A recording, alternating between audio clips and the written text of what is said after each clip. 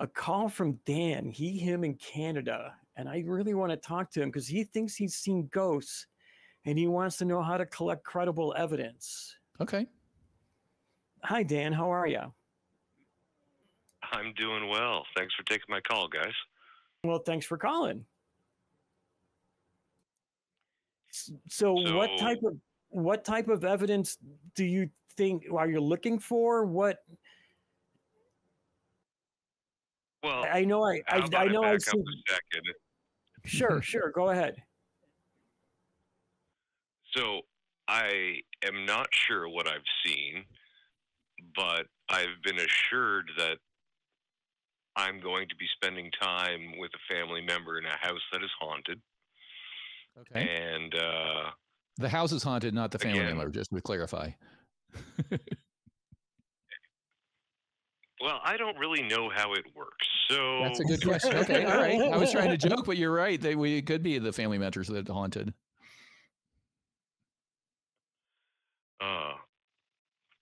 But yeah, I don't know exactly what it is I've seen, and I'm being told a claim of haunting.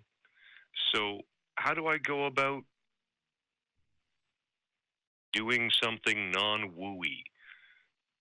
Well, that's a good question because we don't really have any tests to test things that are supernatural at this point. It's a really tough thing. The only thing we can do is test the interactions they have with the physical world. And because you can't predict what's going to happen from the supernatural, it's hard to be able to measure those interactions because you don't know when they're going to happen. So it's kind of it's a really kind of tough paradox for science, is that we really can't design a test at this point that isn't a non-wooey test to test for something that is not part of the natural world. Does that make any sense? I know it kind of didn't, but it does if you think about it. So it's a catch-22 of how do I collect evidence of a thing that I can't explain. Right. In the and first how do you, place, what? The problem is designing the experiment and then being able to replicate that experiment again.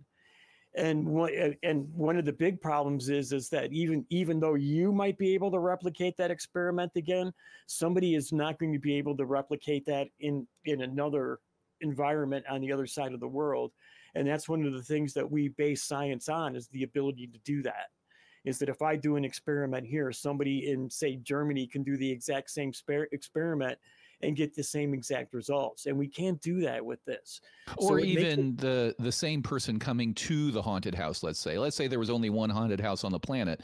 We would want independent people to come in and do the same thing. So even if there was just one location where this phenomena existed, you do want a third party, independent researchers to be able to come in and explore it as well. So it is a real dilemma. I usually start with observations, right? Let's say what can we observe? What have we observed? And we've got 5 senses that did you smell stuff? Did you see stuff? Did you hear stuff? Did you feel stuff? And you can start with that, but all that does is give you an experience. And then the human wants to explain the experience, because if it's not normal, it's unusual, all of a sudden we're like, I need an explanation. And the first thought in your head should be, like, I hope it is in mine, I don't know what I experienced, which it sounds like that's where you are. I experienced something, I don't know what it is. And that's a very healthy place to be, because saying you know something when you don't is, there lies madness. That's a real problem. So saying I don't know is a great starting position. And that's where science starts. I don't know. Now, how can I go figure out? So do you mind, real briefly talking about the nature? Like, did you see things? Did you feel things, et cetera? Have you attempted to see it again?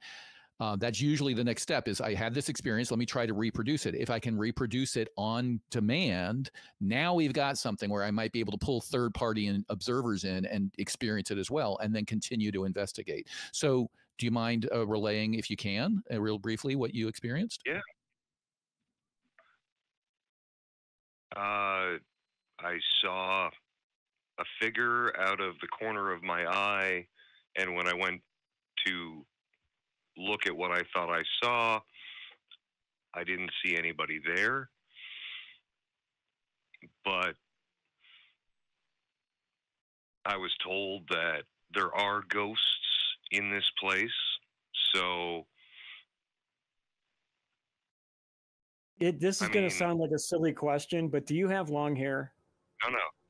No, okay, cool. Like I said, it's going to sound like a don't. silly question because back when and I'm going to explain why I asked that, because back when I was immersed in woo, I used to think I saw spirits and ghosts out of the corner of my eye too, and it just turned out to be bits of my hair and my peripheral vision. That's why I asked that. So and I was brave enough to explain how stupid I was, so I could explain what was apparently a stupid question. So thanks, Dan. So I do have a question for Dan. Let's take it one step at a time, right? You saw something, and then you said, I was told X.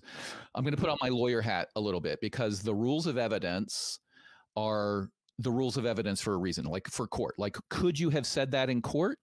No, you couldn't have said that. Why? Because I don't know who said it. And if you did, it might still be hearsay. So now all of a sudden, we need to know who said what and why I should listen to them, et cetera, et cetera, et cetera. So that, I think the rules of evidence teach people to be very skeptical, because they've been developed over the last 800 years based on human experience on what sort of testimony is reliable and what needs more before it can be admissible. So when your second sentence was, I was told, can you tell us who told you and what their relationship is to the location where you had this experience, i.e., was it their house, was it a hotel, etc.? It was the homeowner of a house. Okay. So that adds more information. Now we know that they have some sort of interest in the property, right? Whether it's to create a story or just to get rid of the ghost or whatever they're trying to do, they've got some sort of relationship to the property, and now we can talk about their motive for believing that. I'm assuming that they may have told you stories about their experiences that were similar. Is that correct? Yes, they did. Okay. So I've now been you're stuck told with of frequent interactions from them.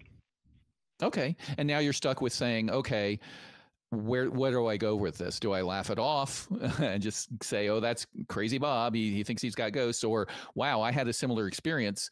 Were you told about these ghosts before you had this experience? Most likely. Okay. Not 100% sure.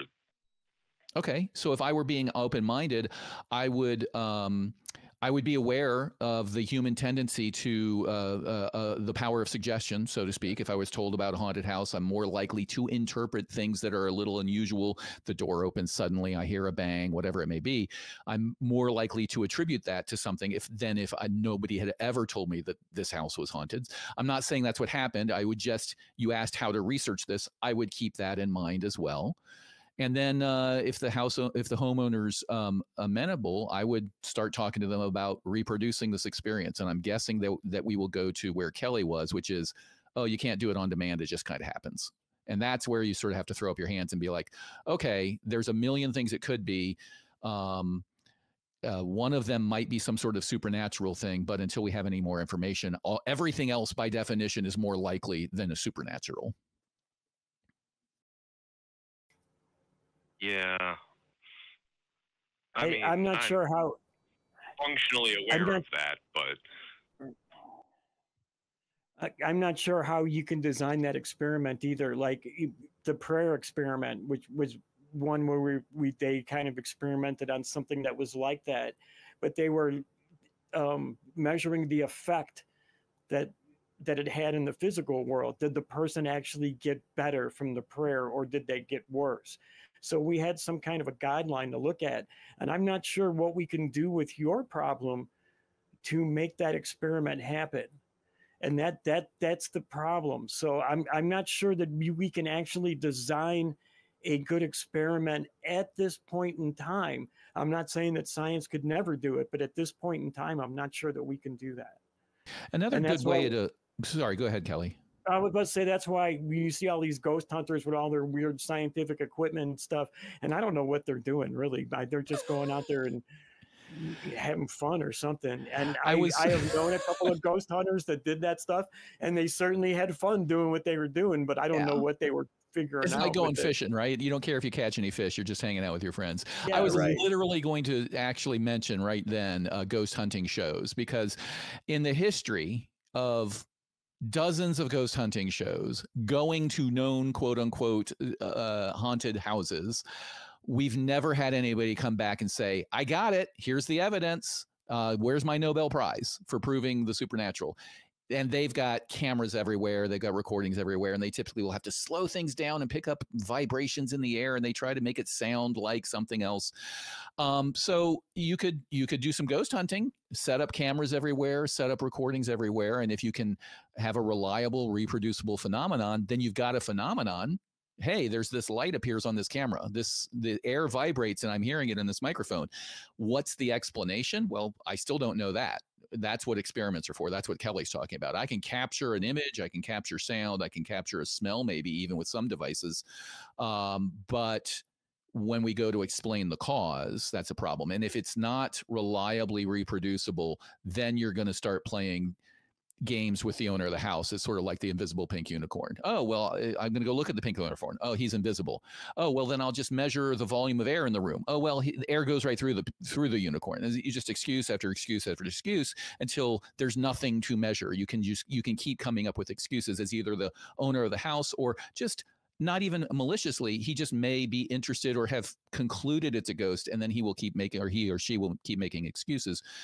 I agree with Kelley. You can observe, but only once you can collect reliable observations can you start getting interest with people to say, maybe there's something here to investigate.